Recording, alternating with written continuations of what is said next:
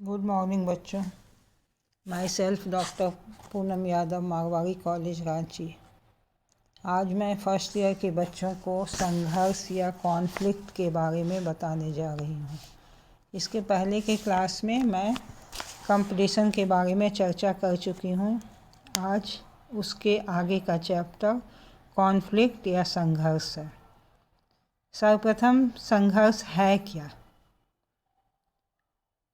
संघर्ष सहयोग की भांति समाज में संघर्ष भी स्वाभाविक है। एग्जाम्पल के लिए परिवार को ही ले लीजिए। यह सच है कि परिवार सहयोग पर आधारित है और पारिवारिक जीवन प्रेम, स्नेह, त्याग तथा मेल मिलाप की भावनाओं के आधार पर पनपता है। परंतु साथ ही साथ यह भी सच है कि किसी भी स्वाभाविक परिवार या पारिवारिक जीवन में 100% सहयोग, प्रेम और मेल मिलाप होगा, यह सोचना न केवल असत्य है बल्कि अस्वाभाविक भी। किसी भी स्वाभाविक परिवार में सहयोग के साथ साथ कभी कभी संघर्ष, झगड़ा या मनमुटाव हो ही जाया करता है। बिना इसके पारिवारिक जीवन का सच्चा आनंद ही प्राप्त नहीं होता। जो बात एक परिवार के लिए सच है वही पूरे समाज के लिए भी सच है। समाज में यद्यपि इसका असर बुरा पड़ता है, परंतु फिर भी यह समाज का एक स्वाभाविक तत्व है। अब संघर्ष का मीनिंग एंड डिफिनेशन। साधारण शब्दों में अपने उद्देश्यों की पूर्ति के लिए हिंसात्मक तरीके अपनाकर या उनकी धमकी देकर दूसरों की इच्छाओं को दबाना ही संघर्ष है। प्रोफेसर ग्रीन के शब्दों में संघर्ष जानबूझकर किया गया वह प्रयत्न है जो किसी की इच्छा का विरोध करने, उसके आगे आने या उसे दबाने के लिए किया जाता है। ग्रीन ने भी संघर्ष की परिभाषा करते हुए लिखा है कि संघर्ष वह सामाजिक प्रक्रिया है जिसमें व्यक्ति या समूह अपने विरोधी के प्रति प्रत्यक्ष हिंसात्मक तरीके अपनाकर या उसे हिंसात्मक तरीका अपनाने की धमकी देकर अपने उद्देश्यों की पूर्ति करना चाहता है। इस प्रकार स्पष्ट है कि अपने उद्देश्यों की पूर्ति के लिए हिंसात्मक तरीके अपनाकर दूसरे की इच्छाओं को दबाना ही संघर्ष है। Forms of conflict. संघर्ष के स्वरूप क्या क्या हैं?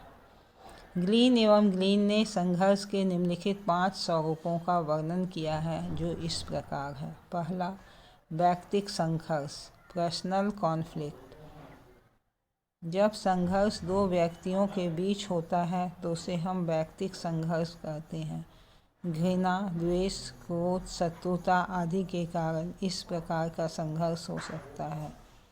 हम अक्सर 2 व्यक्तियों के बीच हाथापाई होते, लाठी या चाकू या छुरी चलते देखते हैं।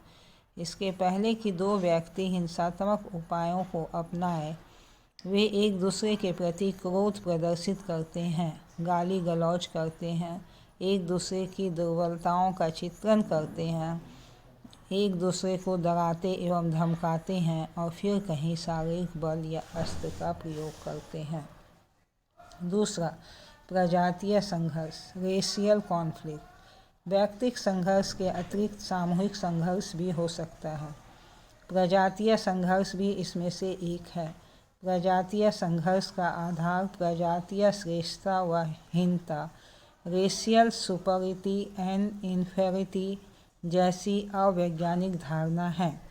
अमेरिका में निग्रो व श्वेत प्रजाति के बीच तथा श्वेत प्रजाति व जापानियों के बीच और अफ्रीका में श्वेत तथा श्याम ब्लैक प्रजातियों के बीच अक्सर जो संघर्ष होता है वह प्रजातीय संघर्ष का ही एग्जाम्पल है। तीसरा, वर्ग संघर्ष, क्लास कॉन्फ्लिक्ट। सामाजिक जीवन में वर्ग संघर्ष भी एक उल्लेखनीय घटना है।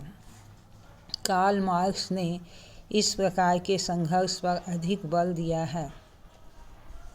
कार्ल मार्क्स के अनुसार 2 विरोधी वर्ग, शोषक और शोषित होते हैं। जब शोषक वर्ग की शोषण नीति असहनीय हो जाती है, तब एक स्तर पर इन दोनों वर्गों में संघर्ष स्पष्ट होता है। 4 नंबर है राजनीतिक संघर्ष, पॉलिटिकल कॉन्फ्लिक्ट। राजनीतिक संघर्ष एक राष्ट्र या देश के विभिन्न राजनीतिक दलों के बीच होता है। इसका कारण भी स्पष्ट है। प्रत्येक राजनीतिक पार्टी या दल के अपने कुछ पृथक आदर्श, सिद्धांत और उद्देश्य होते हैं जो दूसरी पार्टी के बिल्कुल विरोधी हो सकते हैं और होते भी हैं। ऐसी अवस्था में राजनीतिक संघर्ष स्वाभाविक हो जाता है। एग्जाम्पल, भारत में कांग्रेस तथा अन्य पार्टियों के बीच राजनीतिक संघर्ष निरंतर चलता रहता है। 5वां अंतर्राष्ट्रीय संघर्ष, इंटरनेशनल कॉन्फ्लिक्ट। यह भी राजनीतिक संघर्ष का ही एक विस्तृत रूप है। राजनीतिक संघर्ष का क्षेत्र जब एक राष्ट्र की सीमा पार करके अन्य राष्ट्रों तक फैल जाता है और उसे अंतर्राष्ट्रीय संघर्ष कहते हैं। दूसरे शब्दों में, जब 2 या 2 से अधिक राष्ट्रों के बीच संघर्ष होता है तो वह अंतर्राष्ट्रीय संघर्ष कहलाता है। इसका सबसे स्पष्ट रूप युद्ध है, जैसे भारत और चीन के बीच या भारत और पाकिस्तान के बीच युद्ध। इन प्रकारों के अतिरिक्त संघर्ष के निम्नलिखित 2 रूप और हो सकते हैं। पहला, प्रत्यक्ष संघर्ष, डायरेक्ट कॉन्फ्लिक्ट। प्रत्यक्ष संघर्ष वह संघर्ष है जिसमें संघर्ष करने वाले व्यक्ति प्रत्यक्ष रूप से देखे जा सकते हैं। 2 सेनाओं की लड़ाई, 2 व्यक्तियों या समूहों में दंगा फसाद अथवा मारपीट प्रत्यक्ष संघर्ष के उदाहरण हैं। दूसरा, अप्रत्यक्ष संघर्ष, इनडायरेक्ट कॉन्फ्लिक्ट। अप्रत्यक्ष संघर्ष वह संघर्ष है जब संघर्ष करने वाले व्यक्ति अथवा समूह प्रत्यक्ष रूप से साधारणतः दृष्टिगोचर नहीं होते हैं। जब एक मनुष्य या समूह अपनी स्वार्थ की पूर्ति दूसरे की स्वार्थ की अवहेलना कर दूसरे को हानि पहुंचाकर करना चाहता है तो उसको अप्रत्यक्ष संघर्ष कहा जाता है। अब हम बात करेंगे संघर्ष की जड़ें या कारण क्या है, रूट्स और कॉज ऑफ कॉन्फ्लिक्ट। व्यक्ति और व्यक्ति तथा संघर्ष व समूह के बीच जो संघर्ष देखने को मिलते हैं उनमें निम्नलिखित 4 संभावित कारण हो सकते हैं। पहला, व्यक्तिगत भिन्नताएं, इंडिविजुअल डिफरेंस। कोई भी 2 व्यक्ति पूर्ण रूप से एक दूसरे के समान नहीं होते हैं। उनमें शारीरिक शक्ति, बुद्धि, रुचि, आदर्श, मूल्य, जीवन लक्ष्य आदि संबंधित अनेक भिन्नताएं होती हैं। जब 2 व्यक्तियों के बीच ये भिन्नताएं इतनी अधिक होती है कि वे एक दूसरे के साथ अनुकूलन करने में बिल्कुल ही असमर्थ होते हैं तो उस स्थिति में भी व्यक्तिगत भिन्नताएं संघर्ष का कारण बन सकती है। दूसरा, सांस्कृतिक भिन्नताएं, कल्चरल डिफरेंस। सांस्कृतिक भिन्नताएं भी संघर्ष का एक महत्वपूर्ण कारण हो सकती है। संस्कृति व्यक्ति तथा समूह के जीवन की विधि को अभिव्यक्त करती है, अतः सांस्कृतिक भिन्नताएं जीवन की विधियों को एक दूसरे के विरोध में खड़ा कर देती है, जिसके फलस्वरूप संघर्ष हो जाता है। एग्जाम्पल, धार्मिक भिन्नताओं के कारण ही संसार के इतिहास में कितनी ही बार 2 समूहों के बीच तलवार चल गई है। तीसरा, स्वार्थों का भेद, क्लैशिंग इंटरेस्ट। परस्पर विरोधी स्वार्थ होने पर भी संघर्ष हो सकता है। इस प्रकार का भेद जीवन के किसी भी पक्ष से संबंधित हो सकता है।